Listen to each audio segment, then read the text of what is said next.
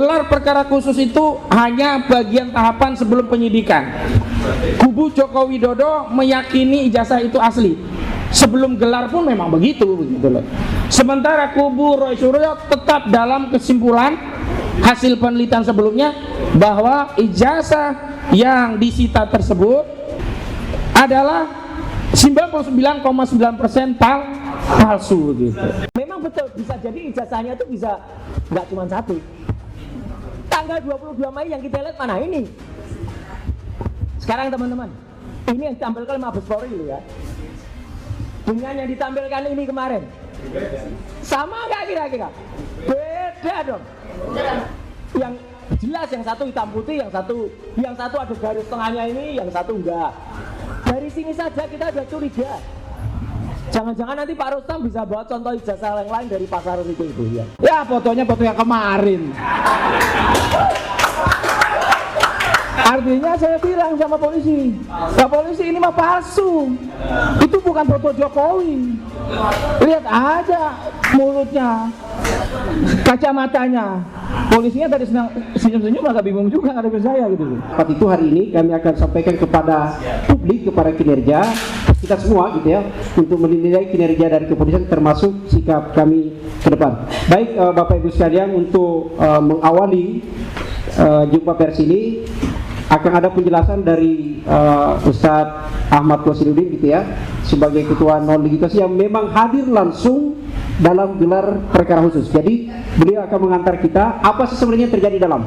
Meskipun teman-teman juga ada yang tahu, ada yang menyaksikan dari luar, sama seperti kita yang tidak masuk gitu ya. Dan tentu akan banyak persepsi. Maka lebih bagus kita mendengarkan langsung dari yang ikut di dalam menyaksikan peristiwa itu. Kepada Bang Ustadz kami persilakan. Terima kasih Bang Sam. Bismillahirrahmanirrahim. Assalamualaikum warahmatullahi wabarakatuh. Puji syukur kehadirat Allah Subhanahu wa taala. Salawat beri salam semoga terlimpah curahkan kepada baginda Nabi Muhammad sallallahu alaihi wasallam. Pertama saya perkenalkan, hari ini alhamdulillah kami mengadakan konferensi pers untuk menyikapi gelar perkara khusus Senin 15 Desember 2025 yang lalu yang diadakan oleh Kepala Bagian Pengawas Penyidik Polda Metro Jaya. Di sebelah kanan saya ada Pak Roy Suryo. Ini beliau memang aktor utama dalam kasus ini, makanya disebutnya Roy Suryo CS. Saya jadi terkenal di jalan itu ditanya, pengacaranya Pak Roy ya? Jadi yang dikenal Pak Roy-nya, saya cuma numpang aja begitu. Kemudian di sebelah kanannya ada Bang Medi Juniarto, tim kuasa hukum juga begitu. Yang orang sering bertanya, itu siapa sih yang pakai kacamata selalu nongol, nggak pernah ngomong? Ah, ini beliau, Bang Medi Juniarto begitu. Kemudian beliau ini kuasa hukum. Sebelah paling kanan itu ini jenderal diam-diam, cuman sudah purna tugas, purnawirawan. Beliau nggak sombong jadi diam-diam. Beliau adalah Majen TNI Purnawirawan Pak Sunarko begitu. Selamat datang Pak, terima kasih hadir.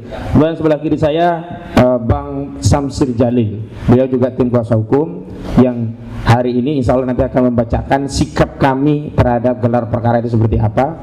Kemudian ada Bang Rizal Fadilah, ini gelarnya beliau ini TSK ya, dan terhambat untuk menunaikan ibadah karena TSK tadi ya, nanti bisa diceritakan. Kemudian ada Prof.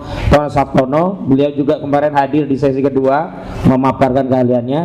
Ada rekan advokat baru zaman, ini tim kita juga, kacamatanya juga hitam.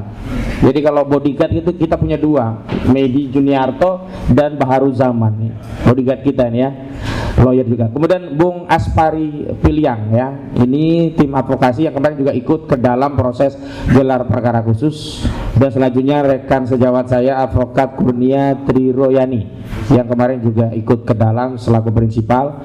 Kemudian ada juga Bung Rustam Effendi, kemarin juga hadir dalam, bahkan beliau ini yang meyakinkan ijazah itu sama dengan yang sudah beredar dan Dia tegaskan foto itu bukan foto Jokowi, nanti bisa diceritakan lagi. Kemudian di sebelah paling ujung ada Fitran Sadeli, juga tim kuasa hukum yang membersamai kita semuanya. Kemudian tidak kami persalahkan semuanya, yang jelas ada ibu-ibu aktivis dari Aliansi Rakyat Menggugat, juga seluruh tamu undangan yang berkenan hadir. Terima kasih, dan tentu saja kami sangat berterima kasih kepada abang kami, Bang Ahmad Yani, Dr. Ahmad Yani SHMA, yang hari ini memang kita berada di kantor beliau untuk mengadakan konferensi pers. Baik, yang pertama saya akan jelaskan apa yang terjadi dalam proses gelar perkara khusus. Dasar dari gelar perkara khusus itu adalah ketentuan pasal 33 Undang-Undang Perkapolri nomor 6 tahun 2011 begitu. Kemudian yang melatar belakangi adalah dari kami sendiri ada 2 surat permohonan gelar perkara khusus. Yang pertama kami ajukan di tanggal 21 Juli 2025. Kemudian yang kedua ada di tanggal 20 November 2025. Selain dari yang kami ajukan dari tim advokasi anti kriminalisasi akademisi dan aktivis, juga ada pengajuan dari tim advokasi Bang Egy Sujana tanggal 14 November 2025. Jadi ini yang melatar belakangi adanya gelar perkara khusus. Kemudian kemarin pihak yang mengadakan gelar perkara khusus adalah Kepala Bagian Pengawas Penyidik atau Kabakwasidik yang saat ini dijabat oleh Bapak AKBP Mihardi Mirwan. Kemarin beliau yang menghantarkan acara dan gelar perkara khusus dipimpin langsung oleh Direktur Reserse Kriminal Umum Polda Metro Jaya bersama Pak Wadir. Jadi Kombes Pol Imanuddin yang langsung memimpin agenda begitu. Hadir dari jajaran Polda Metro Jaya, penyidik di bagian Kamnak, kemudian juga ada kepala unit dari Kamnak, kemudian dari institusi polisian ada Divkum Mabes Polri, ada Itwasum Mabes Polri, ada Dipropam Mabes Polri. Kemudian mitra yang diundang ada Komnas Perempuan, sayangnya tidak hadir, Komnas HAM, sayangnya tidak hadir, dan kemudian ada dari Ombudsman hadir untuk dimintai pandangannya dalam proses gelar perkara khusus. Kemudian dari Pendumas, dari kami hadir yang pertama adalah prinsipal dan kuasa hukum dari tim advokasi anti kriminalisasi akademisi dan aktivis, termasuk Pak Roy Suryo, Bu Kurnia, Bang Rustam, dan Bang Rizal Fadilah hadir, dan kami mau mendampingi ya, masing-masing itu didamping oleh 2 orang advokat. Kemudian dari Terdumas hadir beberapa pelapor yang dulu melaporkan klien kami. Yang pertama Lecumanan yang didampingi oleh 2 orang, Ade Darmawan dan Boy Randikanu. Namun di sesi kedua pendampingnya ternyata tidak ada legal standing sehingga diminta untuk keluar dari ruangan begitu. Dan ada pelapor yakni Joko Widodo yang ternyata kalau untuk urusan hukum nggak mau datang dia. Tapi kalau urusan diskusi media diundang Kompas, datang walaupun sejam, ngomong ngecapruk ya tentang AI dan sebagainya begitu. Tapi untuk urusan yang dia sendiri melaporkan klien kami gitu, dia tidak pernah hadir. Dan ini sekali lagi membuktikan memang tidak ada sisi kenegarawanan yang ada pada saudara Joko Widodo begitu. Dan kuasa hukum yang mendampingi setidaknya ada 4 yang mendampingi kuasa hukum dari saudara Joko Widodo. Jadi nggak fair juga begitu ya, kalau dari Joko Widodo 1 orang didampingi 4, sementara dari kami 1 orang hanya maksimum 2 kuasa hukum begitu. Kemudian ada namanya Andi Kurniawan selaku pelapor. Kemudian ada juga pelapor lainnya namanya Maret Samuel Seken. Itu juga hadir sebagai terlapor Dumas kalau dalam konteks gelar perkara khusus. Dalam konteks kasus ijazah palsu ini dia sebagai pelapor. Jadi untuk diketahui ada 4 laporan yang dikonsolidasi oleh Polda Metro Jaya. Yang pertama dari Lecumanan, kemudian yang kedua dari saudara Joko Widodo, yang ketiga dari Andi Kurniawan, dan yang keempat dari Maret Samuel Seken gitu. Jadi memang ada orang yang tidak jelas legal standingnya tapi sering ngikuti kasus ini, bahkan seolah-olah dialah yang punya perkara. Ya ini saudara Andi Azwan dari Coman. Nah saat itu memang saya persoalkan, dan kepala bagian ya dari pengawas penyidik kemudian juga mempersoalkan, dan akhirnya saudara Andi Azwan meninggalkan ruangan. Kalau bahasa anak sekarang ya diusir keluar gitu. Tapi mereka selalu klarifikasi, kami tidak keluar, ya kami keluar dari ruangan dengan baik. Iya, kalau bahasa di dalam forum resmi kan nggak mungkin, keluar lu kan, nggak mungkin begitu gitu. Tapi yang jelas kita persoalkan legal standingnya dan akhirnya keluar dari ruangan. Dan sorenya ternyata ada di sesi kedua juga 2 orang lagi yang dikeluarkan dari ruangan. Baik, itu dari sisi pihak-pihak yang hadir begitu. Adapun secara substansi, pertama dibuka oleh AKBP Mihadi Mirwan dan menjelaskan susunan acara dalam proses gelar perkara khusus.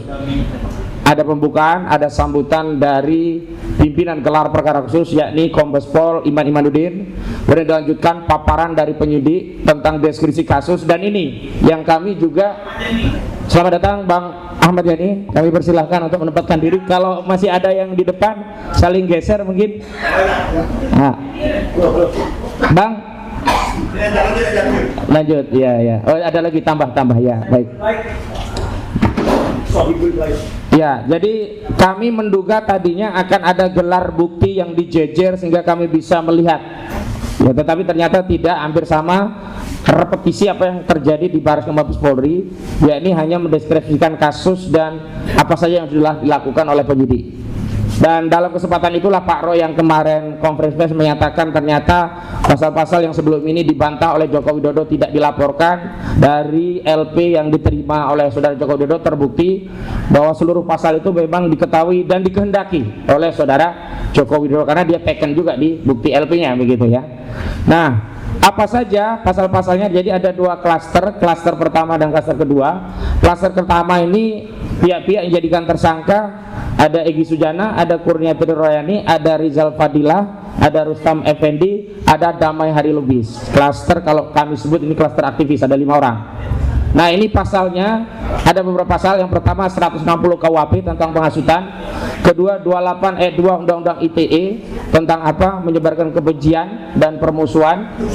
Kemudian yang ketiga ada beberapa pasal yang sebenarnya tidak layak dilaporkan oleh para pelapor yang bukan pemilik ijazah karena delik aduan. Apa itu? Yakni 310 KUHP, 311 KUP, 27A Undang-Undang ITE yang ini delik aduan tentang pencemaran dan fitnah, ternyata ikut masuk dalam pasal-pasal di klaster pertama yang dilaporkan bukan oleh saudara Joko Widodo.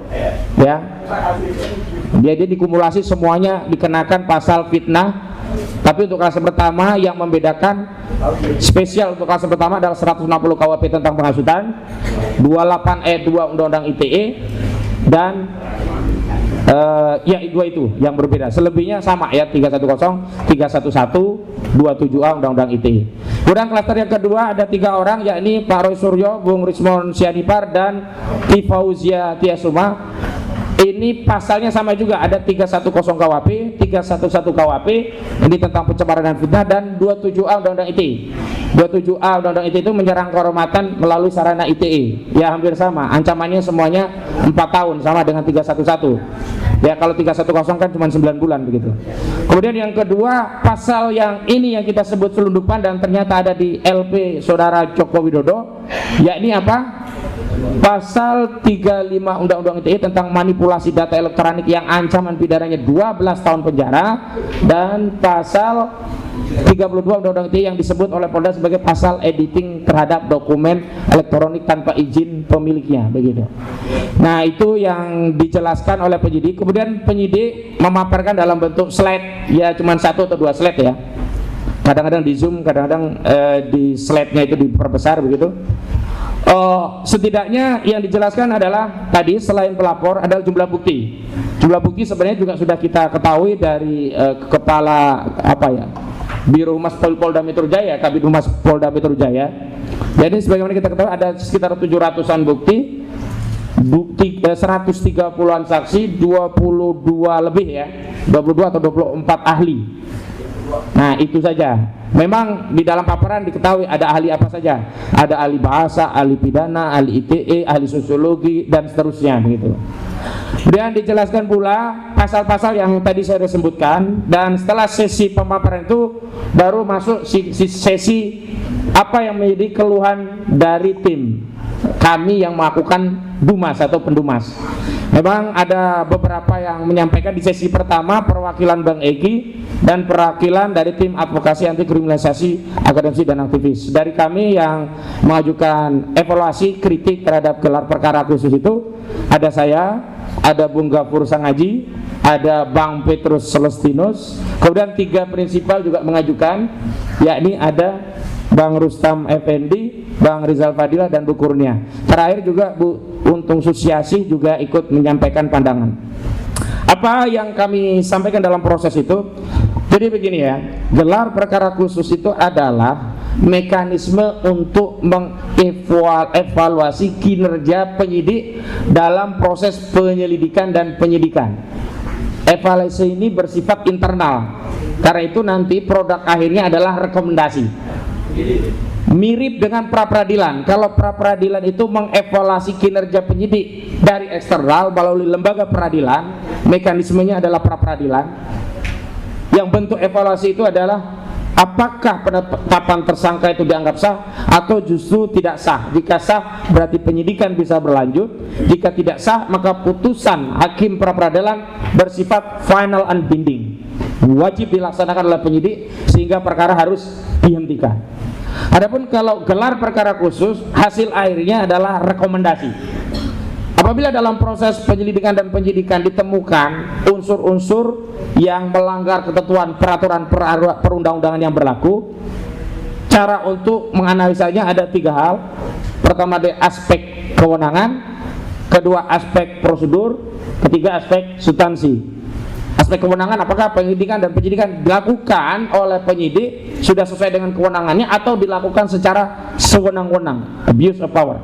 Aspek prosedur adalah apakah tahapan proses dalam melakukan penyelidikan, ditingkatkan penyidikan, ditingkatkan penetapan tersangka itu sudah sesuai dengan ketentuan peraturan perundang-undangan yang berlaku, baik KUHP, Perkapolri, termasuk putusan-putusan undang-undang yang berkaitan dengan KUHP. Misalnya putusan Mahkamah Konstitusi nomor 21 garing PUU strip Romawi 13 tahun 2000 2014, di mana di sana ada kewajiban bagi penyidik untuk memeriksa calon tersangka sebelum ditetapkan sebagai tersangka.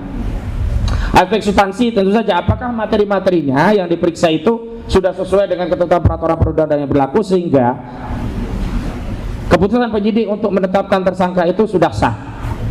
Nah, produk akhirnya rekomendasinya ada 2. Apabila penyelidikan dan penyidikan yang dilakukan oleh penyidik dinilai oleh bagian pengawas penyidikan Polda Metro Jaya sudah sesuai dengan ketentuan peraturan perundang-undangan yang berlaku, maka rekomendasinya adalah dipersilahkan atau direkomendasikan untuk melanjutkan penyidikan pada tahap selanjutnya.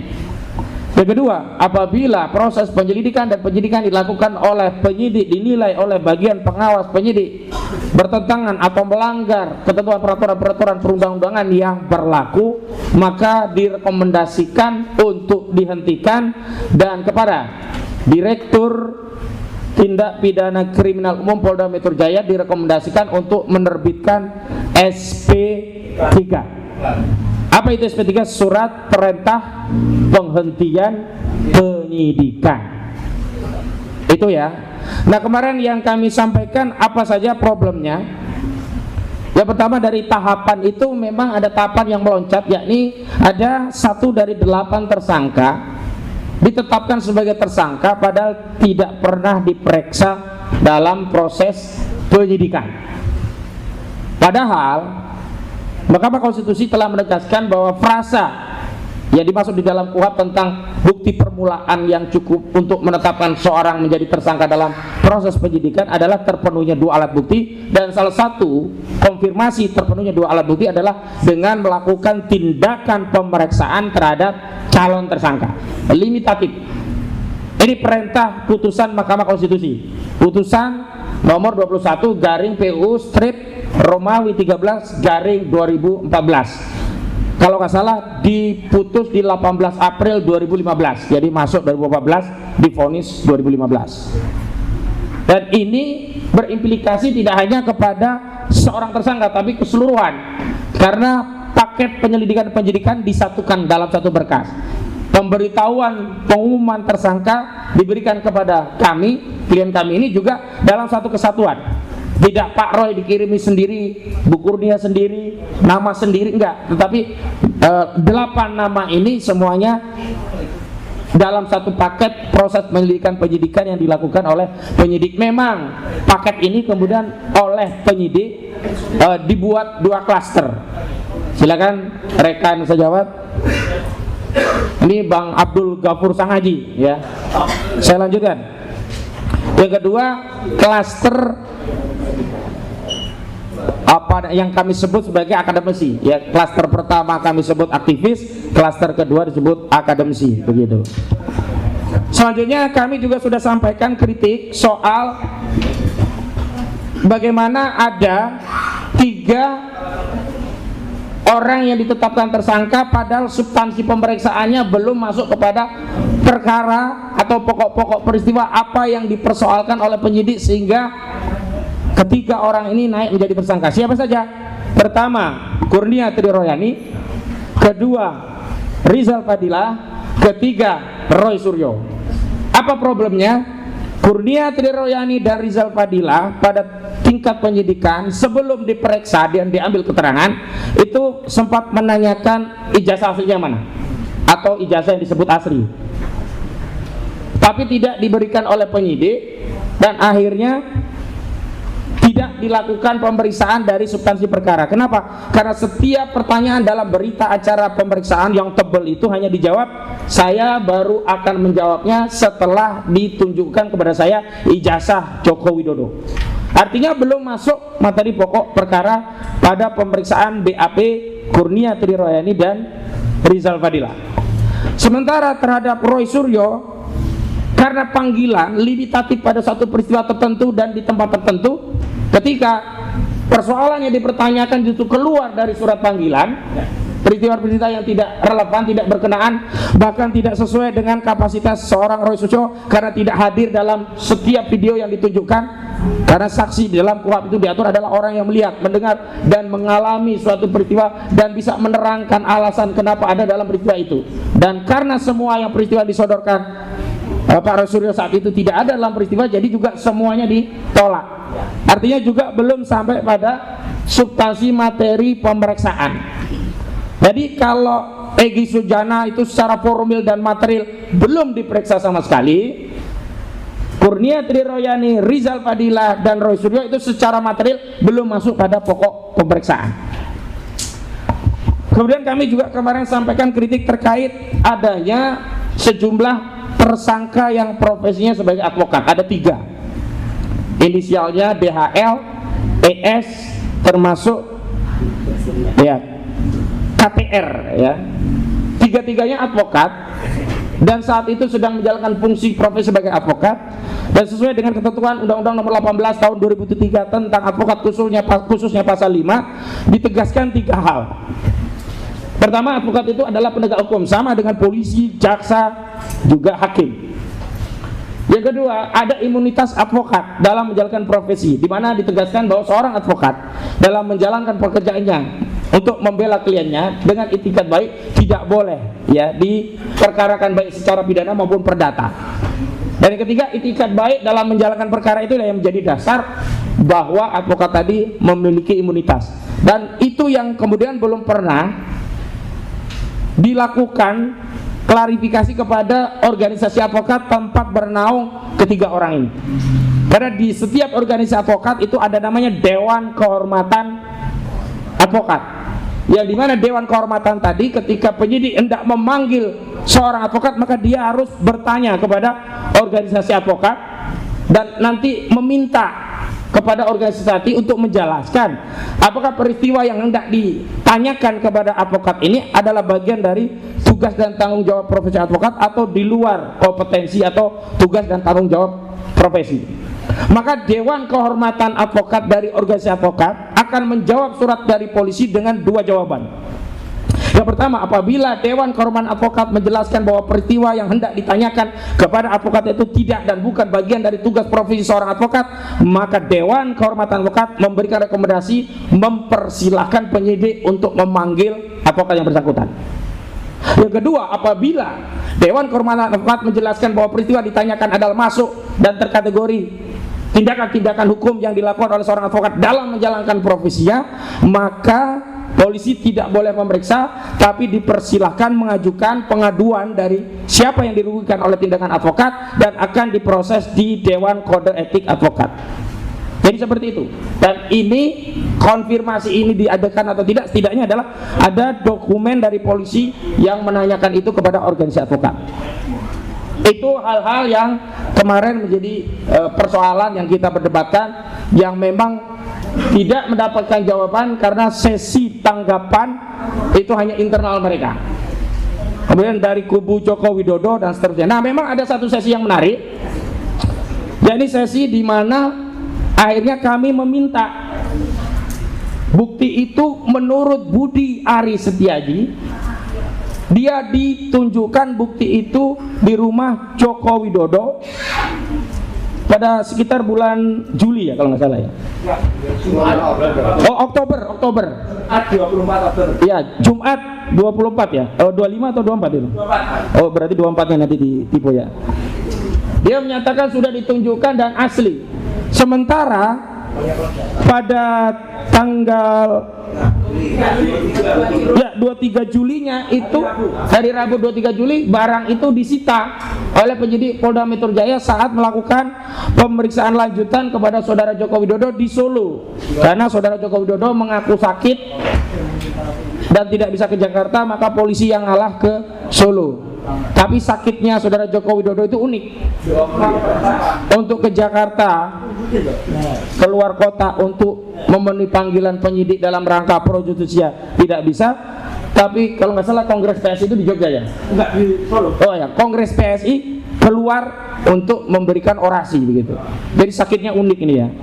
Sakitnya kalau ketemu polisi itu nggak bisa. Tapi kalau untuk kongres, ke Kompas TV, wawancara media sehat, tapi yang nggak sehat juga sih bisa kita lihat gitu ya. Jadi itu yang terjadi. Makanya kami meminta untuk memastikan apakah benar barang bukti itu ada, apakah benar barang bukti itu sudah disita. Jadi konteksnya akhirnya itu. Nah, sebelumnya kuasa hukum dari saudara Joko Widodo, Yakub Hasibuan, berkeberatan dan minta agar jangan ditunjukkan barang bukti itu kecuali nanti saja di pengadilan. Itu. Tapi akhirnya ada ditengahi oleh Butatun ya kalau nggak salah namanya, dari Ombudsman, yang menjelaskan bahwa demi transparansi, dan inilah objek yang kami awasi dari Ombudsman, pengawasan tentang kinerja pelayanan kepolisian apakah dalam melakukan penyidikan itu transparan, maka sebaiknya ya rekomendasi dari Ombudsman barang bukti itu ditunjukkan. Penunjukan barang bukti itu tidak dalam konteks untuk mendeskripsikan atau menyimpulkan asli atau palsu, tidak, tapi hanya untuk membuktikan barang bukti itu sudah disita oleh penyidik. Akhirnya dalam situasi yang dramatis ya Bu Kurnia, kita semua dramatis, kita bertanya-tanya kira-kira barangnya apa sih kok diumpetin terus gitu loh. Ya, akhirnya ada proses pengabadian, buka segel, dan pengabadiannya juga bukan oleh kita. Ini hampir sama media yang ada di Solo, boleh ngelihat tapi nggak boleh foto raba dan seterusnya. Dibuka oleh penyidik, kita hanya diperlihatkan. Dan dalam konteks diperlihatkan itu, kita hanya membenarkan bahwa barang bukti itu ada dan disita, itu saja. Jadi tidak dalam konteks apakah itu asli atau palsu. Karena selama ini di beberapa media kubu Joko Widodo memframing, oh udah selesai mereka, udah skakmat, buktinya asli, mereka nggak bisa ngomong-ngomong. Putusan asli atau tidak itu nanti di pengadilan. Bahwa kubu Jokowi tetap yakin itu asli, biarkan saja. Dan kubu Pak Roy Suryo justru makin meyakini itu palsu juga. Kenapa? Karena saya sendiri begitu melihat, ya tadinya saya overestimate, saya pikir ada barang yang baru begitu ya. Misalkan fotonya itu foto Maradona gitu ya, fotonya siapa, ternyata ijazah itu ya sama dengan yang diupload Dian Sandi. Ada foto seorang laki-laki berkumis tipis manis gitu ya, dengan bibir tertentu, ya, dengan mata tertentu, yang sama yang selama ini sudah kita lihat, yang menurut Bang Rustam Effendi itu bukan foto Jokowi. Nah, nanti dijelaskan, iya kan? Berarti saya makin yakin itu palsu. Iya, Bang Rustam kemarin. Ya, nanti dijelaskan Bang Rustam ya. Jadi sekali lagi, tidak ada yang punya kesimpulan, punya basis hukum untuk menyimpulkan itu asli. Kenapa? Pertama, forum gelar perkara khusus bukanlah forum pembuktian. Kedua, forum gelar perkara khusus tidak berwenang untuk menentukan asli atau tidak. Ketiga, klaim-klaim asli itu hanya dari kubu saudara Joko Widodo. Itu ya. Nah, setelah itu fase sesi pertama selesai, sesi kedua sebenarnya juga sama, merepetisi, cuman penyampainya beda. Kalau sebelumnya dari 3 ada Pak Rizal Fadila, Bu Kurnia, juga Pak Rustam, ada Pak Roy, ada Pak Rismon, ada Tifauzia Tiasuma. Kemudian ada 2 ahli yang seharusnya Prof Tono ya ikut hadir untuk kedua memaparkan. 3 ahli. Oh, 3 ahli bahkan. Kemudian ada yang kedua Dr. Ridho Rahmadi ya, dan Pak Didit. Nanti Pak Roy bisa menceritakan. Nah, intinya apa? Intinya kami ingin sampaikan kepada seluruh rakyat Indonesia bahwa gelar perkara khusus itu bukan forum untuk menyatakan ijazah Jokowi itu asli. Gelar perkara khusus itu hanya bagian tahapan sebelum penyidikan. Kubu Joko Widodo meyakini ijazah itu asli. Sebelum gelar pun memang begitu loh. Sementara kubu Roy Suryo tetap dalam kesimpulan hasil penelitian sebelumnya bahwa ijazah yang disita tersebut adalah 99,9% palsu gitu. Jadi kalau mau fair bagaimana? Ya sudah ditengahi, objek itu dikeluarkan, diperiksa bareng-bareng, diuji bareng-bareng dengan mekanisme yang disepakati bareng-bareng, dengan metode yang disepakati bareng-bareng. Kesimpulan apapun para pihak harus tunduk. Itu baru fair. Nggak boleh polisi meriksa sendiri di ruang tertutup, ruang gelap. Sementara Pak Roy ini dituduh melakukan fitnah dan pencemaran karena objeknya bukan yang dipegang Jokowi, bukan yang dimiliki oleh penyidik. Tinggal 1 langkah saja kan. Ya sudah, beri akses kepada klien kami Pak Roy Suryo, Pak Rismon dan yang lainnya untuk menguji. Ini yang akan menutup perbedaan pandangan, klaim yang berbeda. Tapi sepanjang itu belum dilakukan, maka jangan salahkan atau Pak Roy Suryo tetap saja dalam kesimpulan 99,9% palsu. Apa yang melatar belakangi? Ya karena objek yang kami lihat bareng-bareng, saya juga melihat itu ya ijazah yang fotonya yang selama ini beredar, yang ada di Dian Sandi, yang ada di KPU, yang ada di KPUD, yang sudah susah payah akhirnya dikeluarkan oleh otoritas penyelenggara pemilu itu. Nah, karena itu yang terakhir kami nanti ingin membacakan sikap resmi kami terhadap proses gelar perkara khusus. Namun sebelum pembacaan itu kami punya kesimpulan. Proses penyidikan ini cacat prosedur. Nggak mungkin ada orang ditetapkan tersangka belum diperiksa sebagai calon tersangka. Terlepas alasannya saat itu sakit, itu hal yang lain. Yang jelas belum diperiksa. Jadi nggak boleh, oh kan yang penting udah dipanggil. Enggak. Putusan Mahkamah Konstitusi itu menyatakan harus diperiksa, bukan cuma dipanggil. Karena itu rekomendasi yang kita tuntut dari proses gelar perkara khusus adalah rekomendasi penghentian penyidikan, rekomendasi kepada kepolisian agar bisa menerbitkan SP3. Demikian pengantar dari saya kembalikan kepada Bang Sam. Terima kasih Bang Sam. Ya, makasih. Sebelum ke Mas Roy, saya mencatat. Nah, Bapak itu barang bukti. Baik, saya mencatat betul ya, ada 4 yang unik-unik dalam selama gelar perkara, di mana pertama ini kan yang membahas berkaitan soal, jadi kalau ada ijazah palsu, ternyata ada peserta palsu. Oh iya. Ya kan? Saya ulangi, jadi kalau ada ijazah palsu, ada peserta palsu.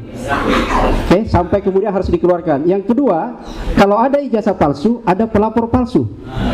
Karena ternyata kita cek yang melapor itu bukan anaknya Jokowi, bukan ponakannya, bukan anak adopsinya Jokowi, tapi saya tidak tahu posisinya apa. Jadi itu yang ketiga gitu ya. Yang keempat ini adalah ada yang menarik. Ini ketahuan juga nih ternyata. Jadi ada tadi peserta pelapor palsu gitu ya. Lalu kemudian ada pelapor palsu. Ternyata ada yang ketahuan bertambah bohongnya. Karena ternyata ketahuan justru dulu menyebut yang dilaporkan itu peristiwa. Ternyata begitu LP-nya dibuka, lah dia melaporkan nama pasalnya langsung. Jadi ini ada ketahuan gitu ya. Ini yang menarik.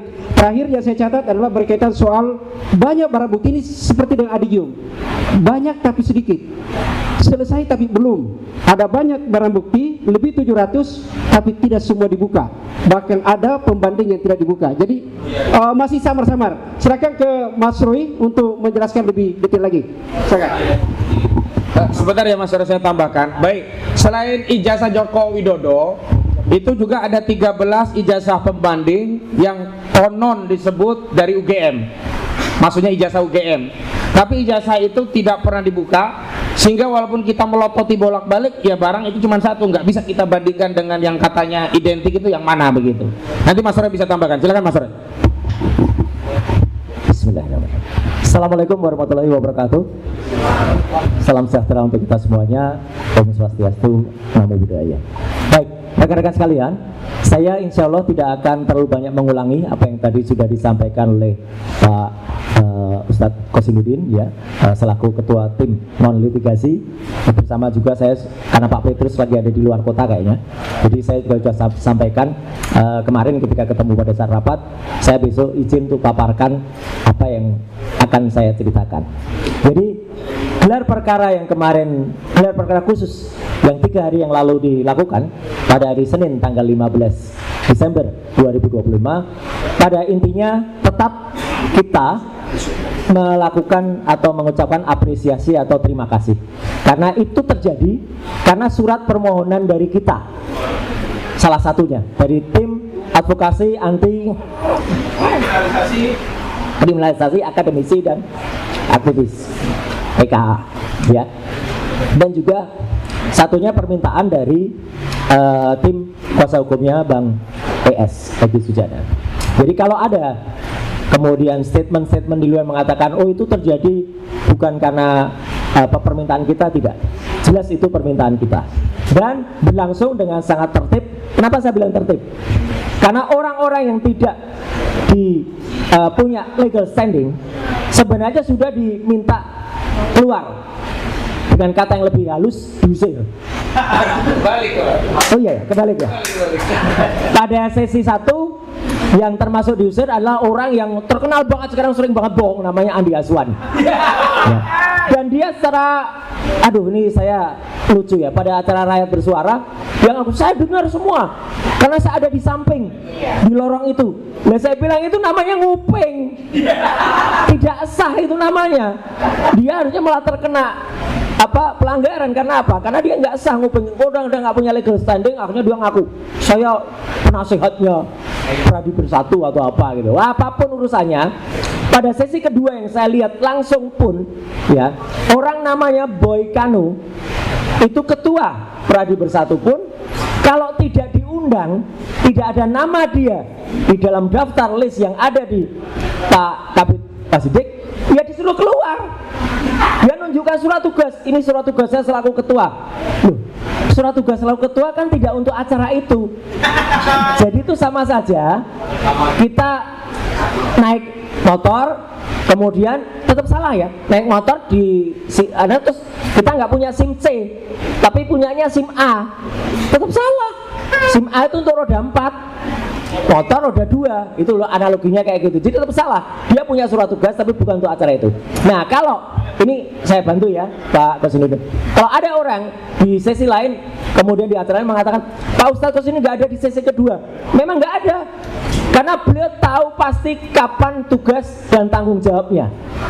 Di sesi kedua itu memang beliau menugaskan beberapa orang lain termasuk Mas Gafur, Pak Azam, ada. Jadi kita itu tahu supaya apa? Supaya kita sama-sama tahu. Jadi nggak hanya satu orang yang ngerti semuanya. Itu yang terjadi. Bukan kemudian orang itu harus ada. Saya pun kalau ditanya ya saya nggak ada di sesi pertama. Karena saya memang tidak terdaftar di sesi pertama. Tapi saya ikut di sesi kedua. Jadi itu sudah jelas ya.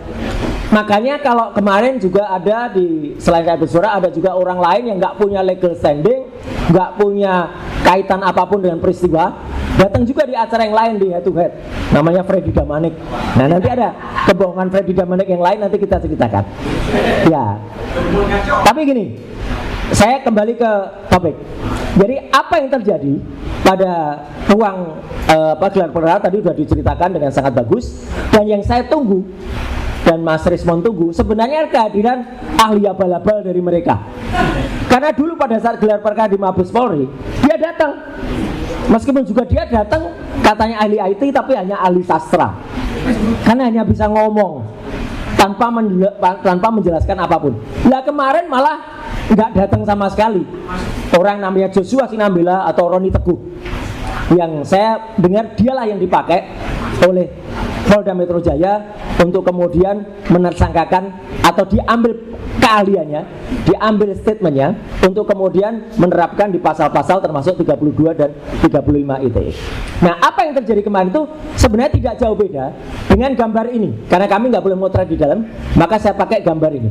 Gambar ini adalah gambar yang sudah dipresentasikan pada saat gelar perkara tanggal 22 Mei 2020 di Mabes Polri. Ini adalah gambar orang namanya Wahyudi Andrianto. Ini Wahyudi Andrianto. Siapa dia Wahyudi Andrianto? Ini adalah adiknya Iriana atau adik iparnya Jokowi. Ketika menyerahkan yang disebut-sebut katanya ijazah kepada Mabes Polri, ini masih mending. Yang diserahkan tuh bisa megang, bisa ngamati, bisa nyentuh, bisa meraba. Kami kemarin sama sekali hanya diperlihatkan dan dipegangi. Kemudian baru ketika saya mau mendekat gini ada teriakan, oh, jangan dekat-dekat gitu. Kayak saya mau nyokot aja gitu. Di ijazah ini, ya. Jadi yang ditunjukkan ukurannya memang lebih sedikit lebih besar ini. Dan ini yang penting diketahui teman-teman. Kenapa kami nggak bisa meriksa? Ijazah yang kertas ya, kertas sekali lagi kertas. Kertas yang disebut ijazah itu masih ada dalam mapnya dan ada plastik di depannya. Jadi bukan dalam bentuk kertas begini, masih ada plastik, jadi bentuknya kayak gini nih loh. Makanya foto ini enggak, kalau di laminate enggak, tapi dimasukkan map dan ada plastiknya seperti ini. Gimana bisa meriksa, mohon maaf, gimana bisa meriksa emboss? Kalau mungkin yang namanya watermark bisa kelihatan, bisa, tapi tipis banget. Tapi yang namanya emboss gimana bisa diperiksa? Teman-teman, sekarang itu ada kemajuan teknologi, misalnya wallpaper. Ada wallpaper rumah teman saya, bagus banget kayak batu bata gitu. Begitu saya pegang, loh kok licin. Bentuk batu bata itu adalah citra grafis. Artinya belum tentu emboss ini punya relief, punya tekstur. Nimbul ya? Iya, belum tentu nimbul. Itu hanya bisa kalau kita ngeraba. Jadi makanya saya setuju dengan Ustaz Kosinudin. Kami kemarin tuh tidak bisa memeriksa. Nanti Prof. Tono Saksono akan menjelaskan bagaimana cara memeriksa yang benar ya. Artinya apa? Yang kita lihat tuh seperti ini, seperti. Dan saya langsung begitu lihat, saya tidak langsung kemudian harus mikir, enggak. Langsung saya dalam hati dan juga saya bunyikan kecil kepada Mas Rismon dekat saya, palsu. Wow. Kenapa saya bisa memastikan itu palsu?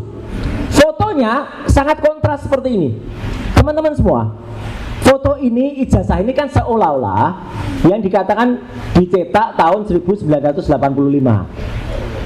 Saya tantang sekarang teman-teman semua. Coba kita cari foto kita di rumah yang usianya sudah 40 tahun. Bentuknya kayak apa? Tidak akan ada yang kontras kayak gini. Nah ini saya ingin menunjukkan kalau saya suami yang sayang ke istri ya. Apa ciri khas suami sayang ke istri? Di dalam dompetnya ada foto istri. Nah, Ini aja sudah kabur. Maaf, kecil banget ya. Ini aja udah kabur, padahal ini tahun 90-an foto ini. Ini juga, ini tahun 90-an aja fotonya sudah kayak gini. Jadi artinya, kenapa ini terjadi? Bapak dan Ibu semuanya, teman-teman media, saya terpaksa harus ngaku. Saya selain hobi komputer, awalnya saya itu tukang potret. Bukan hanya tukang potret, tukang cetak foto. Jadi dulu di rumah saya yang lama, di Pakualaman, saya memiliki laboratorium fotografi, laboratorium cuci cetak. Jadi bukan hanya soal nyetak, tapi Prof. Tono nanti mungkin juga bisa sangat mengerti yang saya ceritakan. Dulu kalau kita abstrak foto, ya Bu Kurnia, abstrak foto itu klise itu ditaruh di atas enlarger. Dari enlarger, kertas fotonya nggak bisa langsung dibuka, buka langsung gosong dia. Ada kamar namanya dark room, kamar gelap, disinari dengan lampu merah. Kenapa merah? Karena intensitasnya dia nggak akan rusak kertas itu. Ini detail saya ceritakan. Kemudian kertas foto setelah disinari, dia dimasukkan developer, pengembang. Setelah itu pakai kayak sendok, tapi sendoknya kayu. Dia diputar-putar supaya dia ngefix, namanya fixer. Setelah itu digantung, pelan-pelan baru keluar citra gambarnya. Itu murni, purely chemis, sangat kimiawi. Usianya tidak lama, biasanya di atas 10-20 tahun. Setelah itu memudar. Buktinya ada pada ijazahnya Mas Resmond. Resmond itu ijazahnya baru 23 tahun yang lalu. Itu pun fotonya sudah hilang, sudah jadi Rasman. Enggak, jadi Resmond ya gitu. Nah, ini bukti, maaf nih saya tunjukkan karena kemarin media banyak tanya, buktinya apa kalau Roy Suryo tuh dulu tukang potret nih. Ini kejadian 30 tahun yang lalu di gedung Sabta Pesona tahun 1985. Jelek-jelek gini teman-teman semua, saya dulu juara 1 lomba foto nasional. Juara 1, juara 2-nya siapa? Namanya Mas Agus Surono. Mas Agus Surono adalah fotografernya Joko Widodo, fotografer resmi istana. Jadi kalau nggak percaya silakan cek ke Mas Agus Surono. Kenapa beliau juara 2 dan juara 1 diserahkan langsung oleh Menteri Pariwisata Postel waktu itu Pak Yub Afif. Ya, ini saya kalau di rumah kerjaan saya dari dulu kayak gini nih. Ya, 30 tahun yang lalu loh nih, 95. Jadi artinya dengan pengetahuan itu, insya Allah kita bisa memastikan. Jadi ini, Prof. Tono, ini adalah analisis bukan digital. Yang saya lakukan kemarin analisis visual, tetapi dengan pengetahuan analog. Kalau analog harusnya apa? Ya ijazah ini ya diuji dengan carbon dating namanya. Fotonya dicek, dites, jadi preparat dia diletakkan di mikroskop, dilihat teksturnya. Itu mohon maaf, itu pun yang saya lakukan terhadap ketika saya menganalisis foto mantan Presiden Abdul Rahman Wahid. Ketika ada foto dengan seseorang waktu itu, ya, itu saya lakukan begitu. Itu memastikan analog, ya, dengan analog. Kenapa kemarin nggak dilakukan? Lah ijazahnya aja disembunyikan sekian lama. Baru kemarin atas jasa ombudsman juga dan atas kebaikan, saya bilang nggak apa-apa lah, kebaikan lah, dan atas permintaan kita semua, terutama yang ada di sesi 1, Mas Rustam, Bu Kurnia, Pak Rizal dan kawan-kawan ya, yang ada di sesi 1 itu akhirnya itu keluar. Jadi kami ambil hikmahnya di sesi kedua. Cuman anehnya aja juga keluarnya juga baru terakhir jam 11. Harusnya kan dikeluarkan di awal, kalau mau fair diedarkan. Jadi selama sesi itu kita boleh lihat, boleh meriksa, boleh ngucek-ngucek. Enggak lah, kalau ngucek-ngucek enggak lah. Jadi artinya apa? Ini kan aneh. Jadi kalau ada pertanyaan, Roy Suryo sudah lihat ada emboss, ada watermark? Tidak. Saya tidak melihat emboss, karena kalau emboss itu harus dipegang dan dia bergelombang. Saya hanya bisa melihat gambaran-gambar yang diolah seolah-olah itu emboss. Saya tidak boleh bohong. Ahli nggak boleh bohong. Saya nggak boleh mengatakan tidak ada. Tipis banget tapi itu saya tidak boleh memastikan itu emboss atau enggak. Karena itu hanya seolah-olah gambaran dari sebuah emboss. Dan foto sekali lagi, Saya berani pastikan 99,9% palsu. Kalau ini dikatakan dicetak di tahun 85, tidak mungkin hasil foto kualitasnya seperti itu. Dan masih tetap ada ciri-ciri di mana ini adalah ada garis di pinggir, reprinting lagi, ada kayak cat-cat ini. Dan kenapa?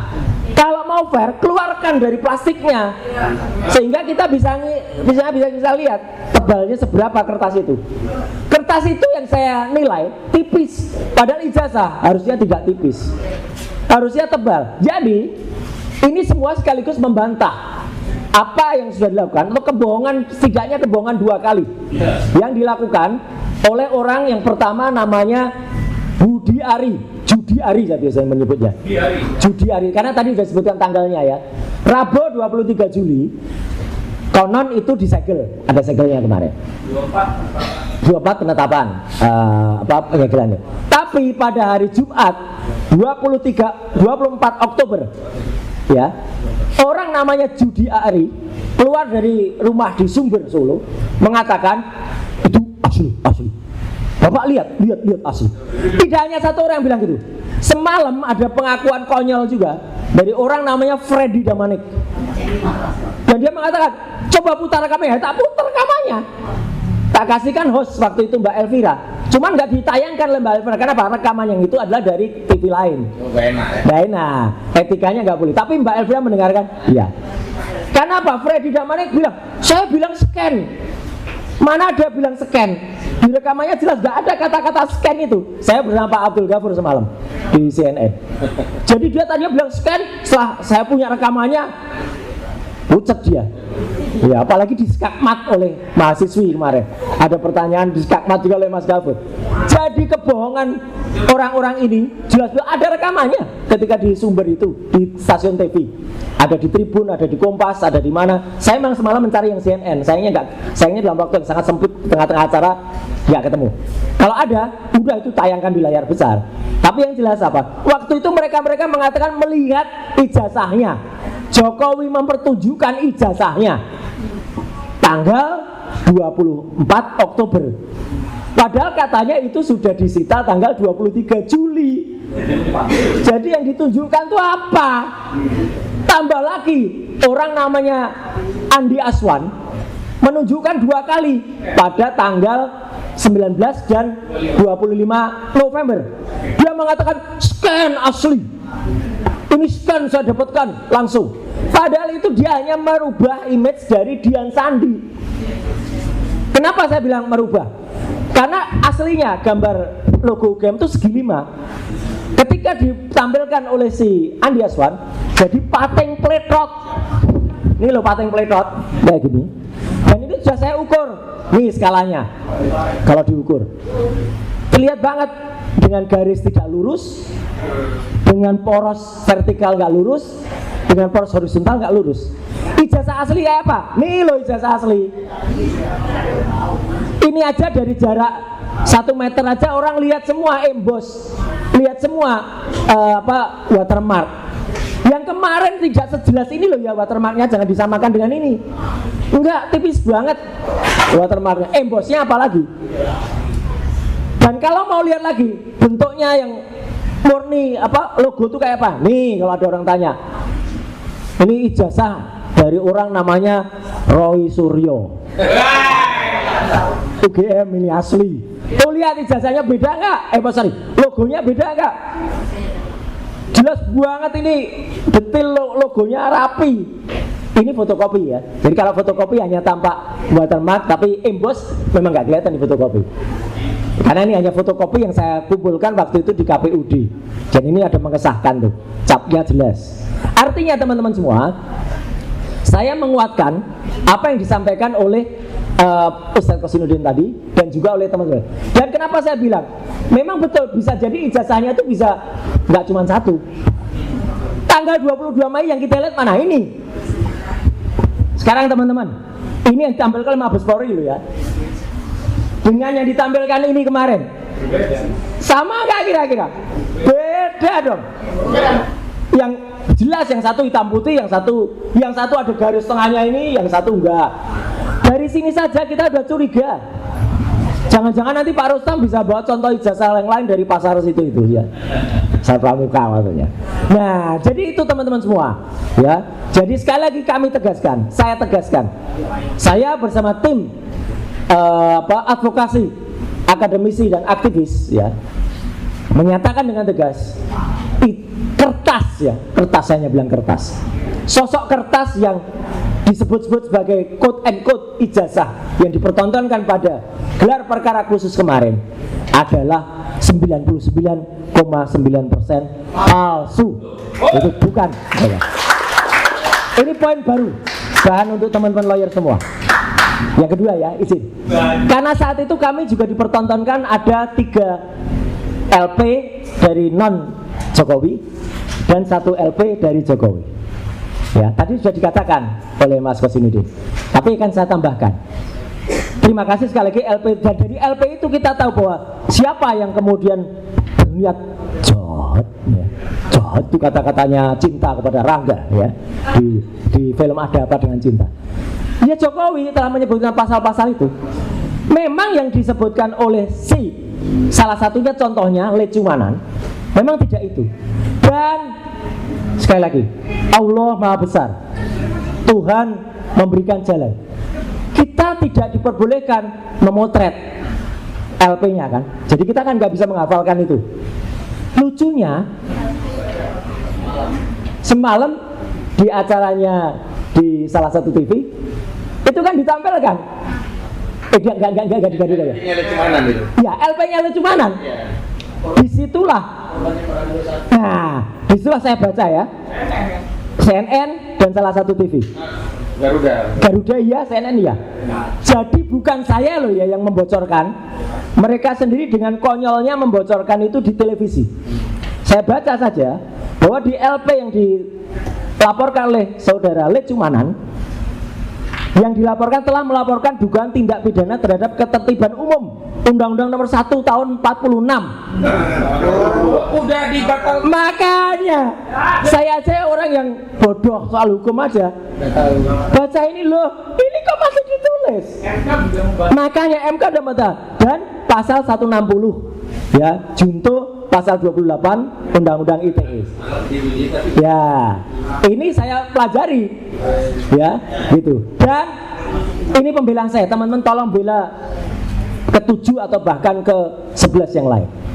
Yang dilaporkan itu hanya Roy Suryo dan kawan-kawan memang. Tapi kejadiannya itu adalah kejadian di Hotel JW Luansa pada hari Rabu 23 April 2025. Teman-teman ada di Hotel JW Luansa enggak? Ada. Hanya saya. Tapi kenapa teman-teman ikut terlaporkan? Dan nggak diperiksa loh ya dari Luansa. Makanya.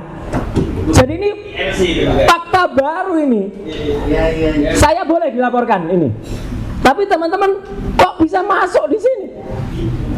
Sama saja dengan saya disebut-sebut hadir pada tanggal 16 April di Solo. Katanya Roy Suryo ada tapi ngumpet. Gimana bisa ngumpet? Tanggal 16 April itu saya hadir bersama para purnawirawan di Jakarta Utara. Di salah satu masjid apa itu ya? Ada tuh Bang Dul. Iya, di Jalan Musyawarah, betul. Kelapa Gading. Jadi kan ini bohong semua. Makanya, dan nah ini menarik tadi yang disebutkan oleh Bang. Terima kasih diingatkan. Dengan Jakarta Selatan telah terjadi tindak pidana dugaan penghasutan dan kebencian melalui media elektronik yang dilakukan oleh terlapor Roy Suryo. Memang ada dan kawan-kawannya. Tapi kan masa kalau orang nggak ada di situ nggak ditulis. Dengan korban, terhadap korban Pradi Bersatu, advokat public defender, nggak ada nama orangnya. Organisasi bisa jadi terlapor, bisa jadi korban yang kemudian melaporkan. Ini kan konyol banget gitu loh. Jadi Polda Metro, tolonglah kalau menerima laporan, tolong benar-benar equality before the law. Jelas-jelas kalau yang dilakukan Andi Aswan, Joshua Sinambela, dan kemudian Andi Aswan melakukannya lagi pada tanggal 19 dan 25. Itu jelas orangnya ada, jelas kebohongan publik yang dia lakukan. Pelapornya jelas ada di tempat, Bang Rustam ada di tempat. Pak Medi juga, Pak Medi, maaf, Pak bukan satunya yang lapor, satunya Beni Parapat juga ada. Tapi kenapa kemudian itu tidak diterima? Padahal saksinya ada, korbannya ada. Dan itu pasal 3235. Iya, 3235 itu bukan pasal pengaduan. Karena saya yang bikin undang-undangnya. Jelas betul, silakan baca naskah akademiknya. Jadi supaya tidak terlalu lama teman-teman, silakan itu dibahas ya nanti. Jadi memang ini kan nampak ya, bahwa kalau memang ada niat itu harus dilakukan dengan baik. Persoalan itu kan harus sebenarnya harus bisa. Jokowi itu mau main pendek atau mau main panjang?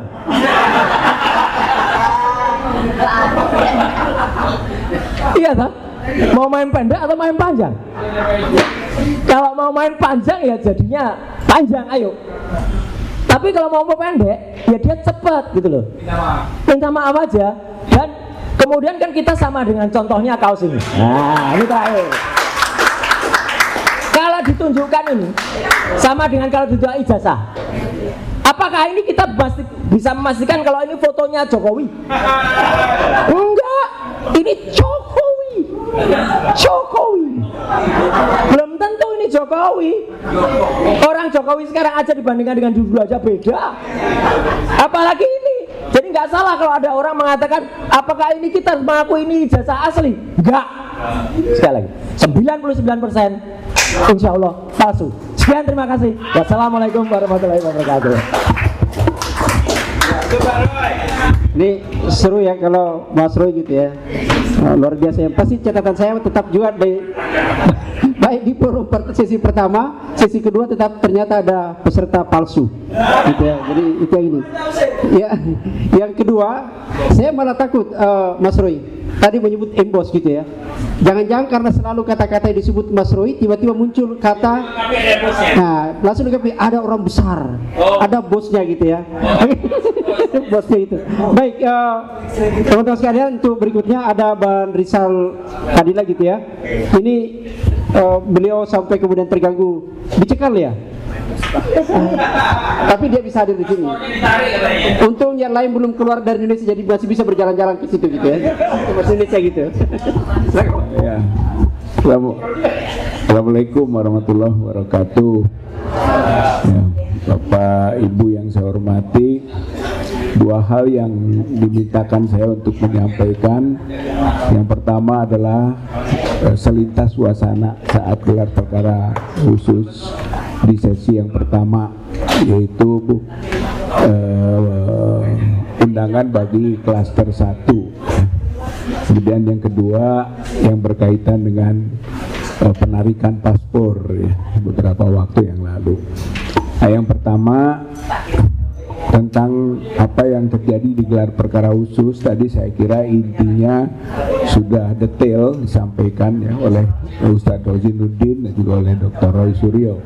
Tapi tambahannya adalah bahwa ada 3 hal di sana yang menarik menurut saya, dan itu menjadi perjuangan daripada baik prinsipal maupun kuasa hukum prinsipal ya, yang diwakili oleh tim advokasi anti kriminalisasi aktivis dan akademisi, yaitu adalah semangat kita bersama untuk meminta kepada pihak Polda Metro Jaya agar menunjukkan ijazah Joko Widodo yang asumsi kita disita oleh pihak Polda Metro Jaya.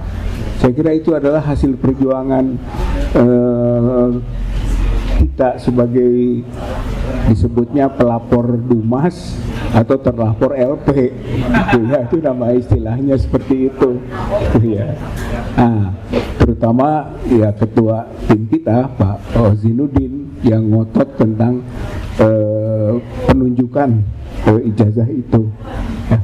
Karena apa? Karena bagaimana tersangka ya, disangkakan dengan berbagai pasal, tapi tidak pernah ditunjukkan ijazahnya. Saya kira itu poin pentingnya.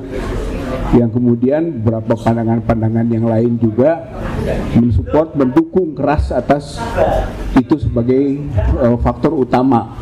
Itu yang pertama itu. Dan itu ternyata nanti pada waktunya dibantah keras oleh pihak terlapor Dumas atau pelapor LP, yaitu timnya Joko Widodo, bahwa mereka mengatakan sangat keberatan ditunjukkan ijazah tersebut. Jadi ini penting poin ini, gitu ya, karena bahwa itu hasil perjuangan dari kita semua dan mereka kalah, gitu ya, atas proses pertarungan itu. Jadi jangan dibalik, sebab image yang dibangun adalah seolah mereka sukarela, senang, silakan, kan sudah selesai ditunjukkan. Padahal itu perjuangan kita, itu penting poin satunya. Poin dua adalah equality before the law. Yang disampaikan di forum itu oleh tim kita semua adalah bahwa faktanya dalam mekanisme sejak pelaporan sampai proses penyelidikan dan penyidikan itu tidak ada equality before the law. Kalau mereka itu sangat cepat sekali prosesnya, dimulai dari pelaporan yang kemudian diterima tanpa konsultasi dulu, kemudian setelah itu BAP, saat itu juga, setelah itu juga, di saat itu juga keluar surat perintah penyelidikan. Saya kira ini rekor tercepat, gitu kan, atas seorang yang bernama Joko Widodo itu. Sementara kita juga cepat, tapi cepatnya cepat dihentikan di Bareskrim, cepat dalam proses penyelidikan jadi penyidikan, cepat distatuskan tersangka, itu beda cepatnya. Tapi hakikinya adalah tidak ada equality before the law, dan itu nanti akan menunjukkan cacatnya proses hukum dari yang dilakukan oleh pihak Jokowi. Itu saya kira itu jadi modal besar, dan itu kita sampaikan di forum gelar perkara khusus kemarin ya. Untuk menunjukkan apa? Bahwa kasus ini kasus yang cacat hukum yang dilakukan oleh mereka, dan itu menjadi unsur daripada kelak bisa ditetapkan rekomendasi penghentian penyidikan yang telah tadi disampaikan oleh Ustaz Hosinuddin. Nah, kemudian juga di samping masalah mekanisme prosedural yang bermasalah secara peraturan perundang-undangan, baik KUHP maupun Perkap yang mereka buat sendiri, itu adalah kaitan dengan kok bisa penyelidikan menjadi penyidikan yang menurut kami semua unsur-unsur pidananya tidak akan ditemukan, gitu.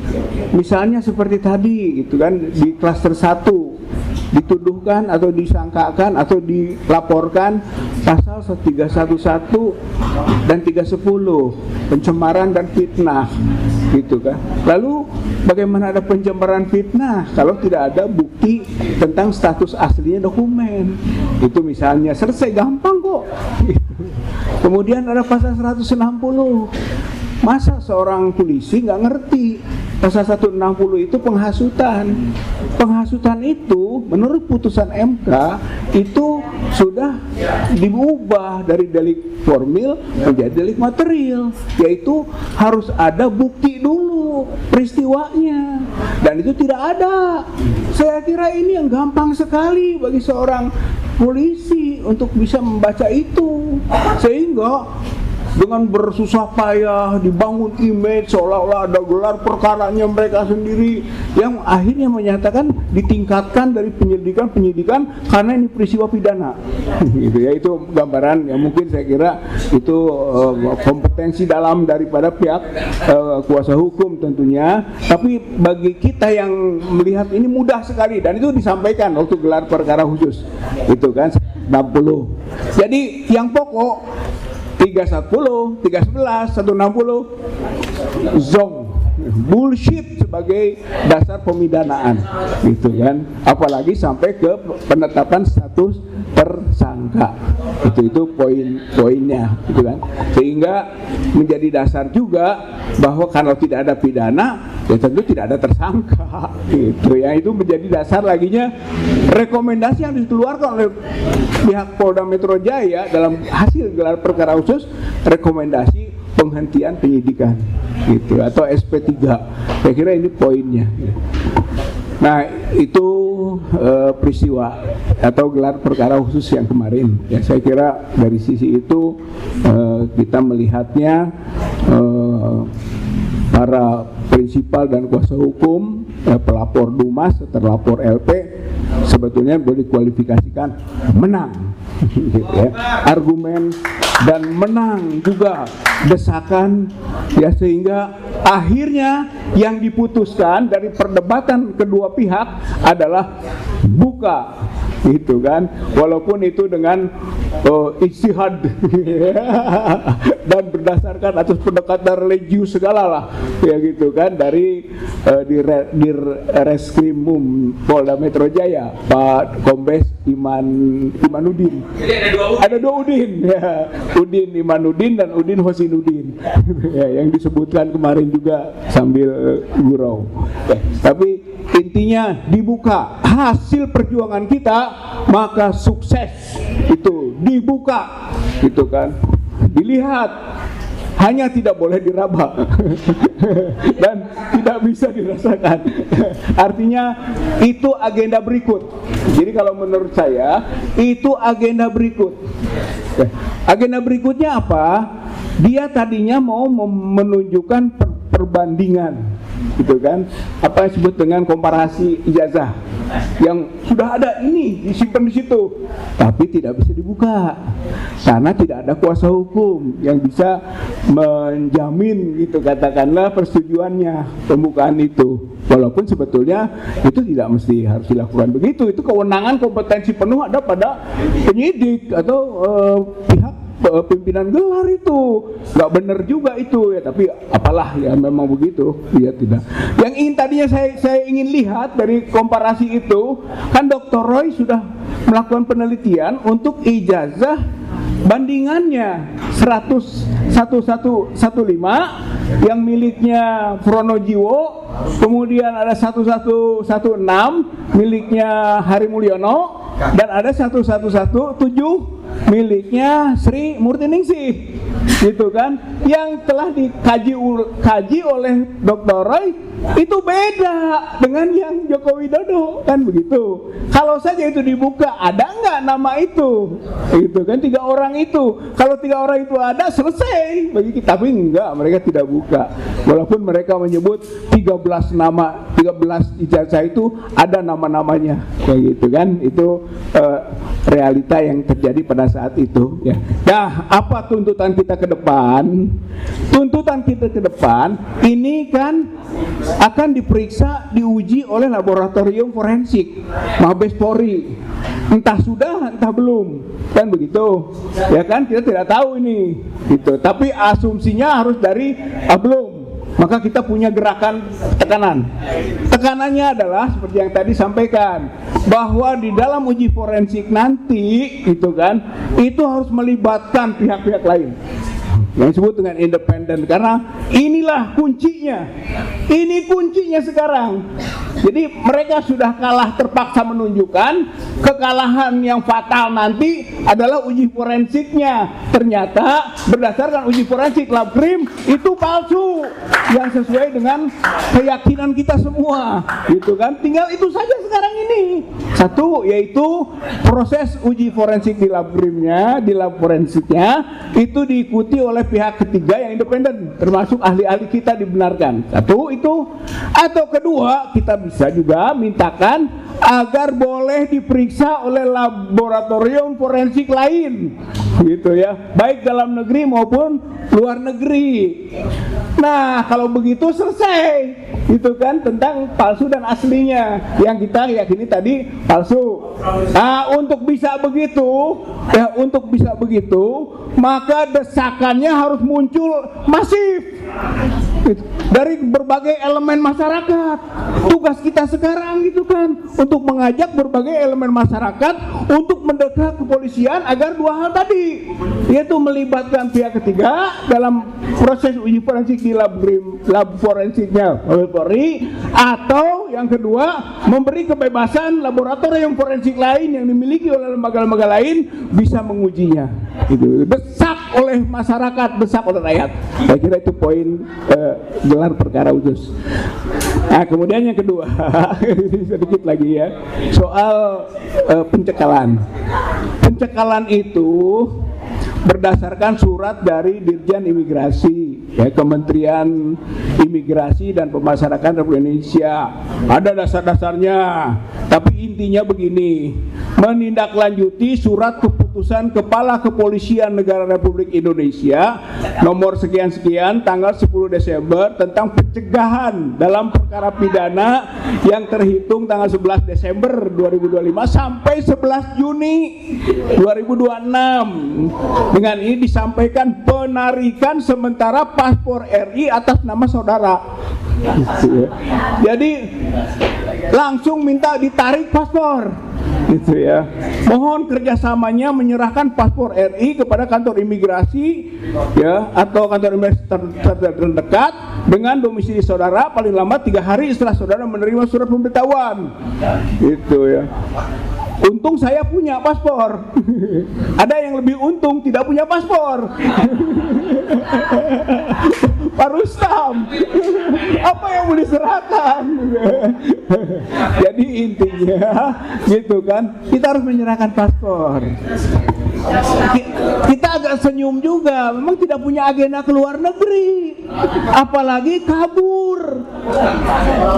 Apalagi kabur, rugi kalau kita kabur, ya kan? Apa gunanya kita ke luar negeri, orang urusannya di dalam negeri kok, belum tuntas urusan ini, gitu. Malah harus ada di sini, gitu kan, untuk itu, gitu. Satu, aneh, gitu. Yang kedua, memang paling kalaupun ke luar negeri, saya itu ke Mekah, ya, kalaupun itu. Tapi Mekah itu bukan luar negeri. Asal orang menyangka itu bumi umat Islam, gitu kan, intinya itu ruang ibadah, begitu. Baru kemarin pulang umroh, ya memang ada agenda, ya insya Allah mungkin 2 atau 3 kali sampai 6 bulan ke depan untuk umroh. Tapi umroh itu bukan jamaah, kebetulan membimbing jamaah, gitu. Dan artinya terhambat kan proses itu, ya dirugikan lah atas peristiwa ini. Konteks kegiatan ibadah, ya, baik membimbing maupun yang dibimbing sama-sama ibadah. Berarti dengan pencekalan dan penarikan paspor ini maka menghalangi ibadah, gitu. Saya kira ini poin penting. Padahal relevansinya nggak ada, gitu. Malah yang seharusnya dicekal atau itu Jokowi, gitu. Intinya mah begitulah. Jokowi yang kemungkinan kabur, Jokowi yang kemungkinan berlindung ke negara-negara yang lain. Mungkin yang punya potensial untuk itu Cina. Tuh. Jadi justru ia yang sebenarnya harus dicekal dan keluarganya cekal, ambil paspornya. Jangan kita, tapi kita akan taat hukum. Gitu ya, insya Allah. Ya demikian ya Bapak Ibu yang saya hormati, bahwa proses pencekalan itu juga bagian dari gambaran tidak equality before the law, tidak ada kesamaan di depan hukum. Saya kira ini juga diskriminasi hukum, bagian dari proses kriminalisasi hukum terhadap beberapa warga negara Indonesia yang sedang mencari kebenaran tentang status ijazah Jokowi asli atau palsu, yang sampai sekarang diyakini ijazah Joko Widodo palsu. Terima kasih. Assalamualaikum warahmatullahi wabarakatuh. Saya tadi itu mengingat-ingat Roy Suryo dan kawan-kawan, ternyata lah ini dalam kawan-kawannya gitu. Padahal informasi yang saya dapat, Bu Kurnia, Mas Rustam dengan Bang Rizal baru kenal juga dengan Mas Roy gitu loh. Jadi ternyata dan kawan-kawan itu cepat sekali gitu ya. Oke, ke Mas Rustam ini yang ikut melihat. Kan kalau duit itu kan dilihat, dirabah, diterawat, dinikmati kalau belanja. Tapi ini kan ijazah bro, cukup dilihat. Silakan ke. Ini yang memastikan nih.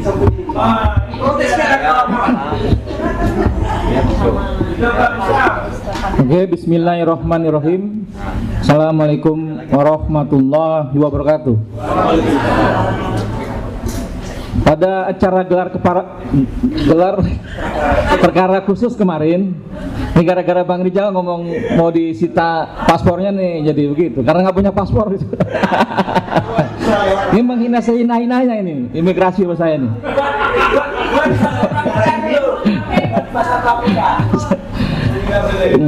Saya salah satu yang ada di ruangan itu. Saya sedikit cerita. Sepertinya Jokowi megang banyak ijazah ini kayaknya nih. Saat itu saya bilang sama polisi-polisi dan kawan-kawan yang lain, kalau saya bukan seorang kuasa hukum, saya nggak ngerti hukum, saya ini aktivis. Yang saya bicarakan adalah apa yang saya tahu dan apa yang saya rasakan gitu loh. Jadi ketika berkepanjangan berdebat, berdiskusi, kita pada titik akhirnya aja. Polisi akan membuka yang katanya ijazah yang disembunyikan udah bertahun-tahun ini gitu. Kami agak was-was juga ini kan.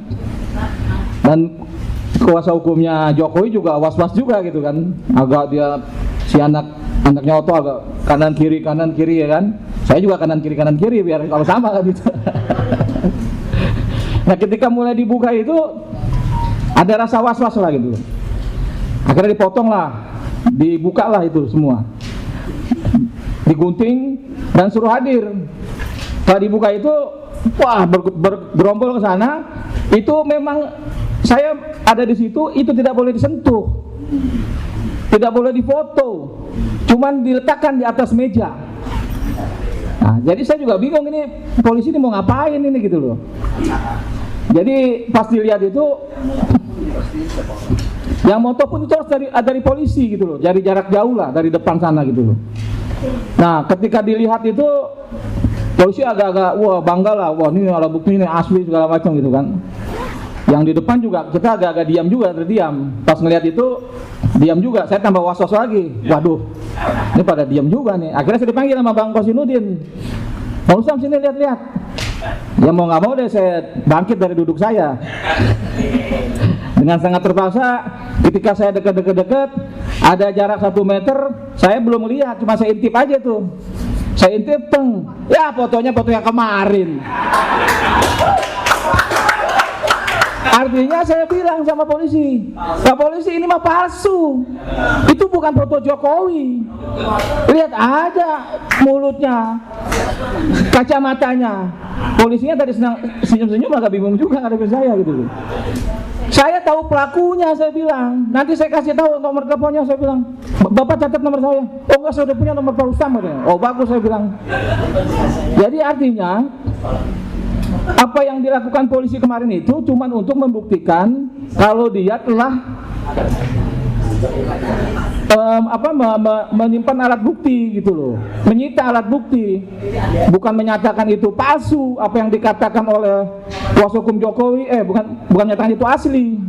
Apa yang dinyatakan kuasa hukum, wah itu asli, mereka diam, enggak, bukan itu.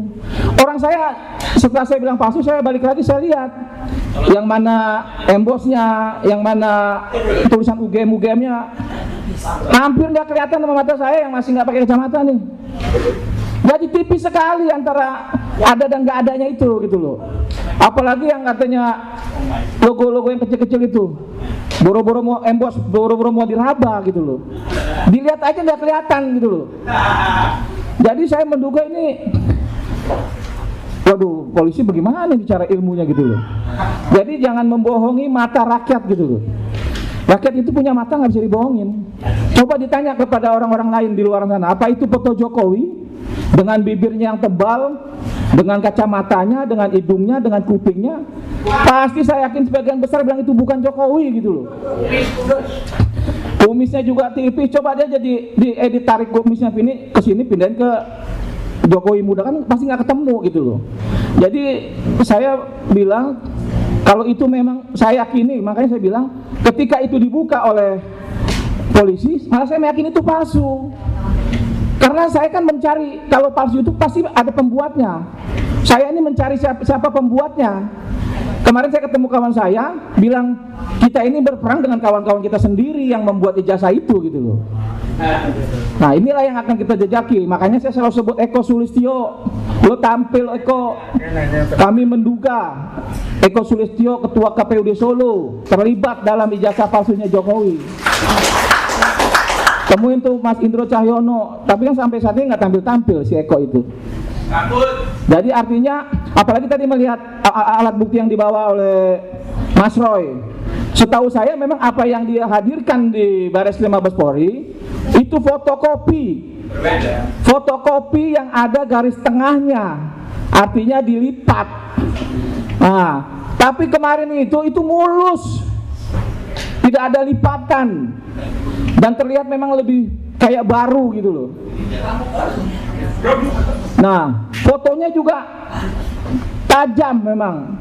Kayaknya nggak ada itu tahun 80 kan pasti ada mulutnya tebal jadi tambah tebal lagi karena tintanya melebar kan gitu.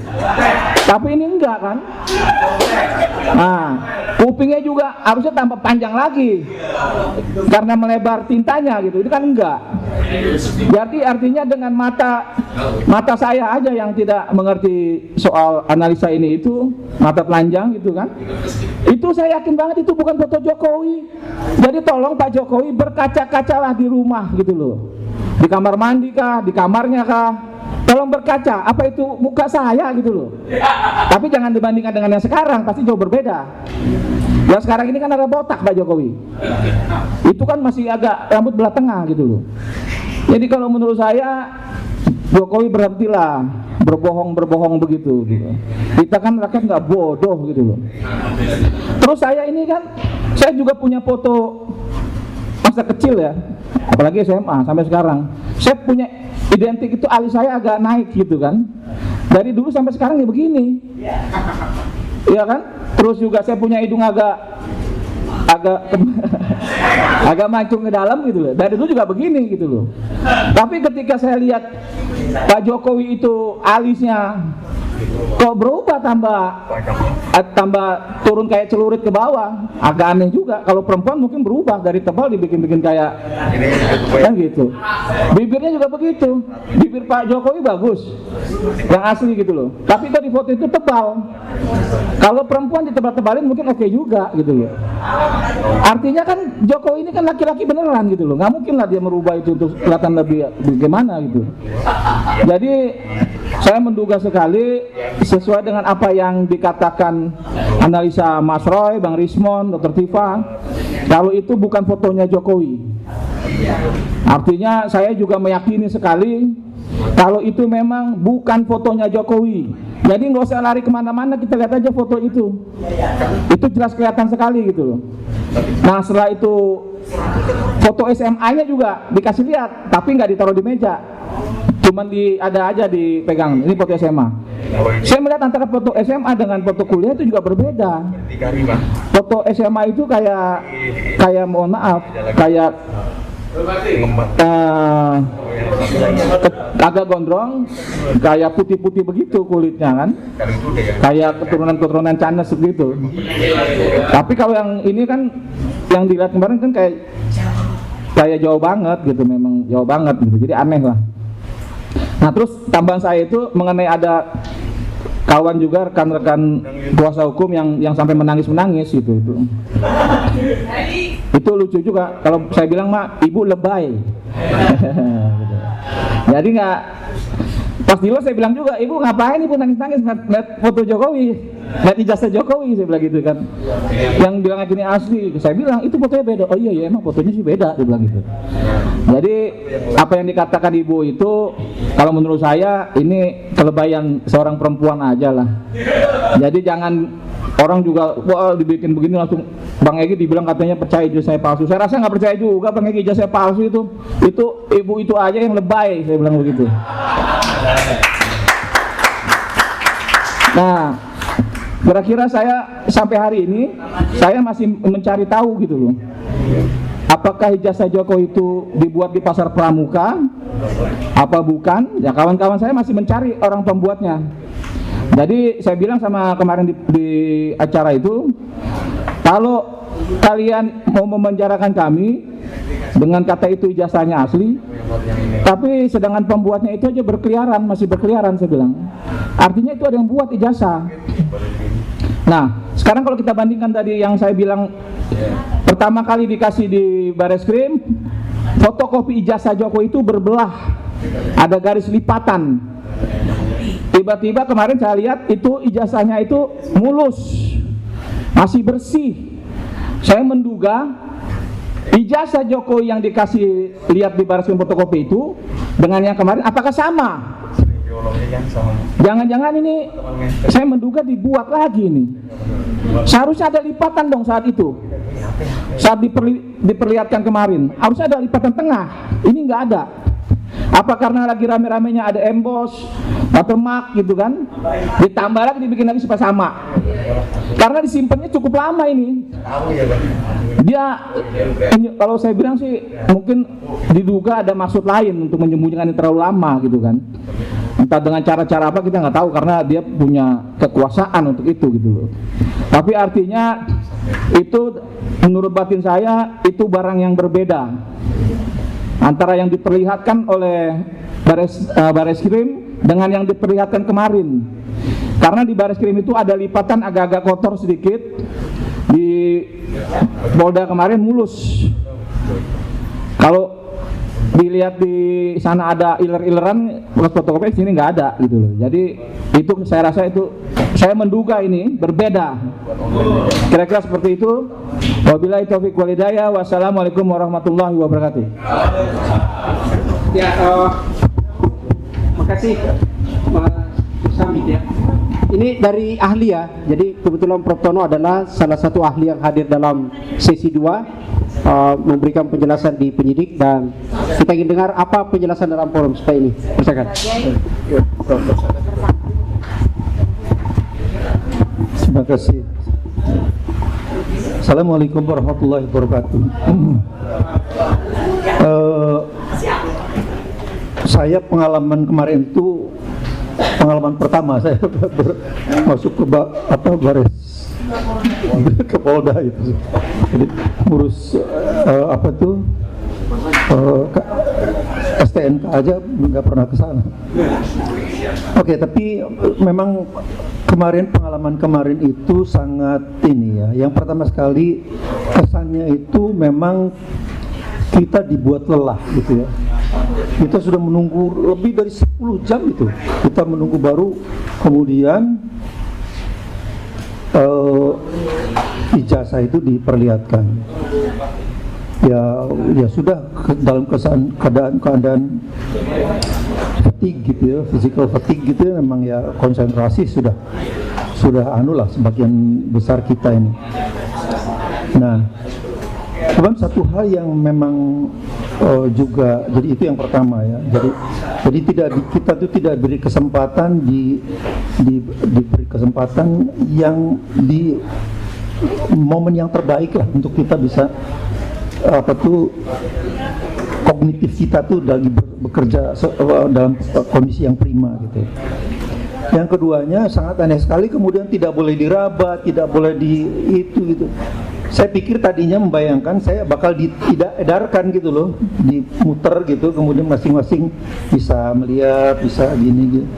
Ternyata cuma begitu. Bayangkan begitu ditaruh itu kan tersangkanya aja ada 3 orang, penasihat hukumnya ada mungkin 4 orang, ada ahli juga 3 orang gitu. Ya penuh Jadi memang menurut saya ini ada sesuatu yang sangat tidak adil gitu ya, tidak adil, tidak fair gitu.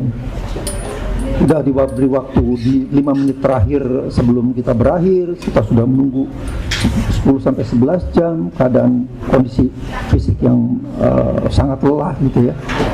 Kemudian tidak boleh saya membayangkan seperti kita itu kedudukannya seperti seorang gemologis misalnya. Gemologis itu orang yang expert dalam menilai batu permata gitu ya, batu permata, berlian atau apa gitu. Kemudian cuman boleh dilihat, itu kan kacau itu. Mana ada gemologis mau melakukan pemeriksaan atas itu. Kalau dia seorang profesional betul ya tidak akan ditolak itu pasti. Jadi kita juga sebetulnya kondisinya kemarin seperti itu.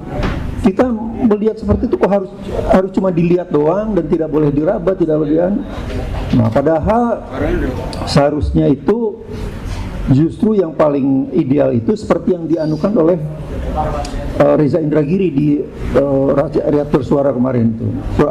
Rakyat Bersuara kemarin. Bikin badan independen yang tidak bias gitu ya. Kemudian kelompok independen lah gitu,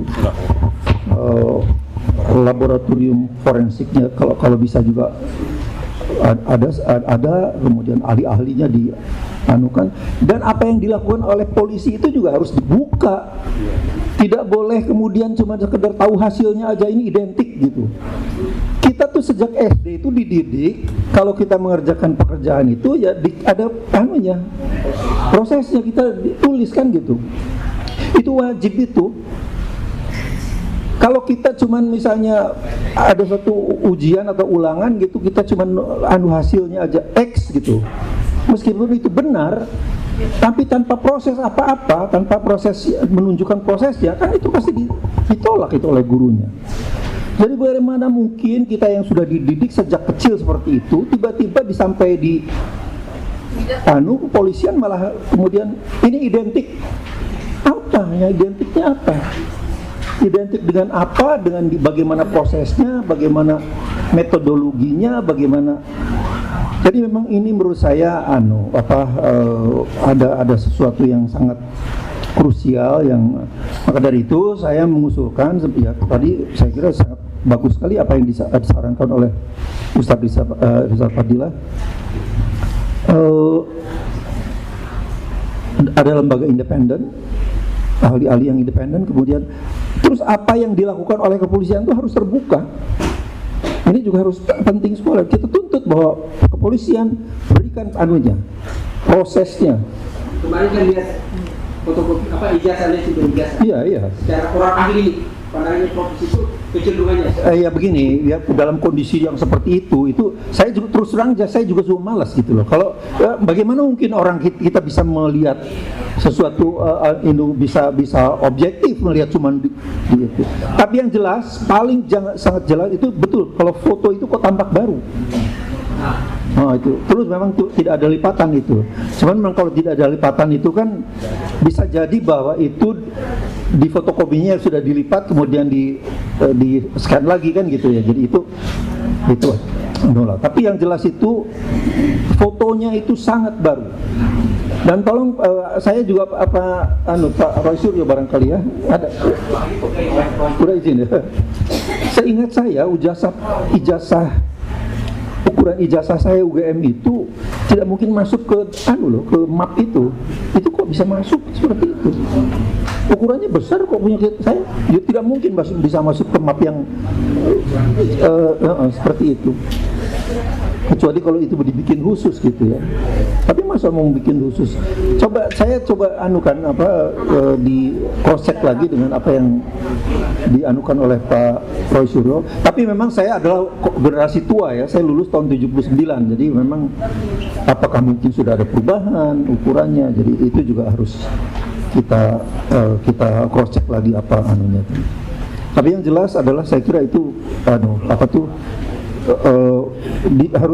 polisi harus membeberkan hasilnya, prosesnya, untuk jangan cuma hasilnya.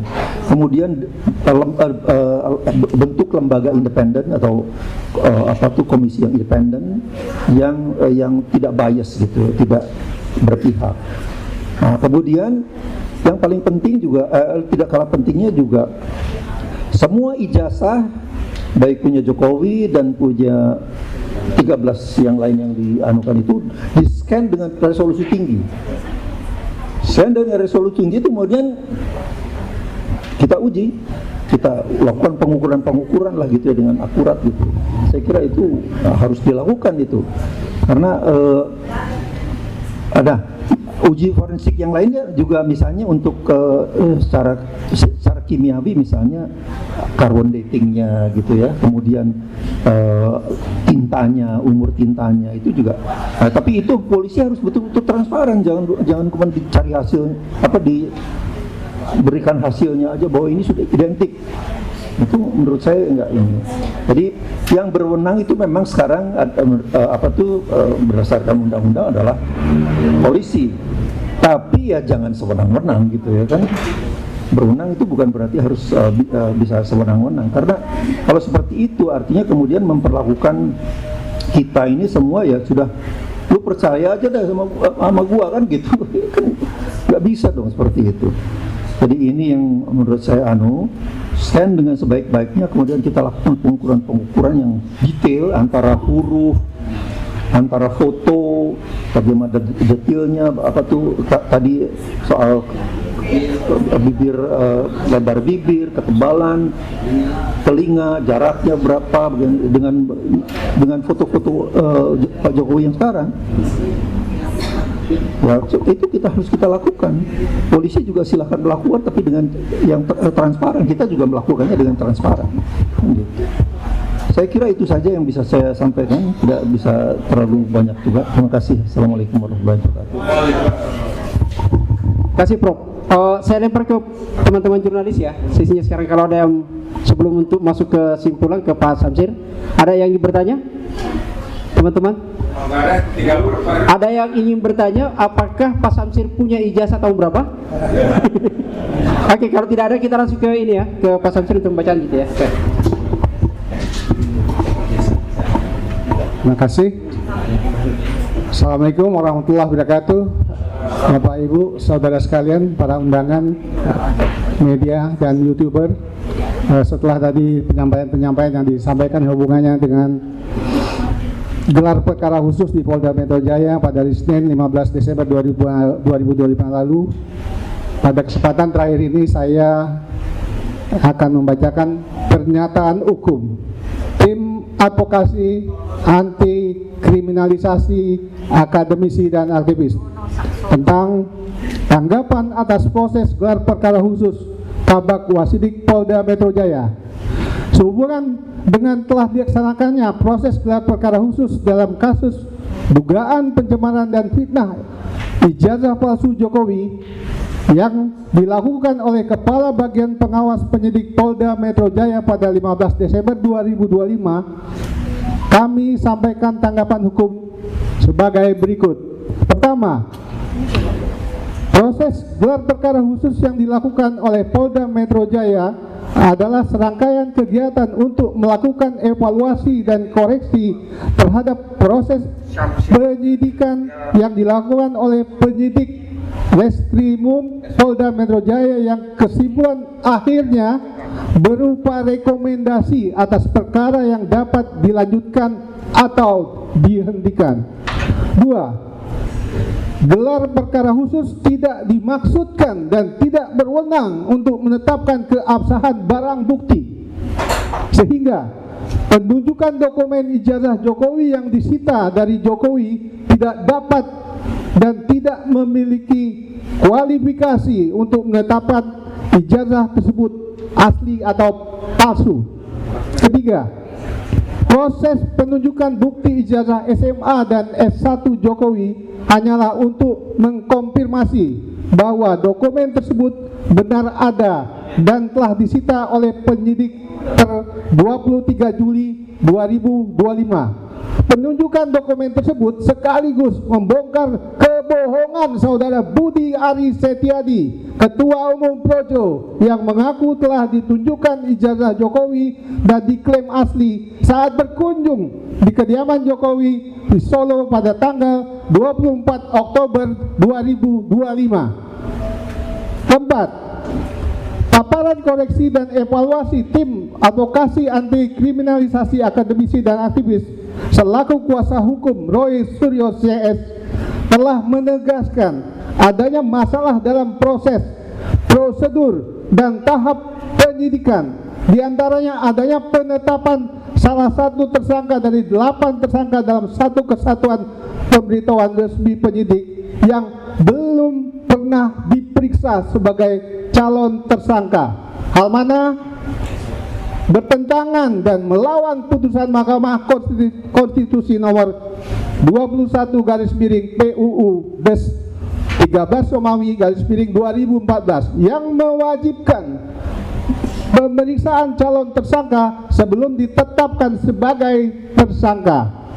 Menimbang dan memperhatikan hal-hal tersebut sebagaimana kami kemukakan di atas, maka kami berkesimpulan penyidikan yang telah dilakukan oleh penyidik Reskrimum Polda Metro Jaya cacat prosedur.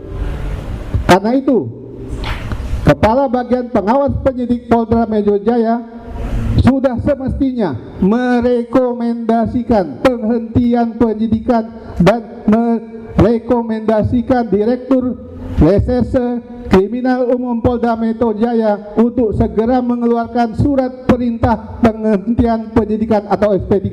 Demikian pernyataan hukum disampaikan Jakarta 18 Desember 2025, tim advokasi anti kriminalisasi akademisi dan aktivis, kuasa hukum Roy Suryo dan kawan-kawan.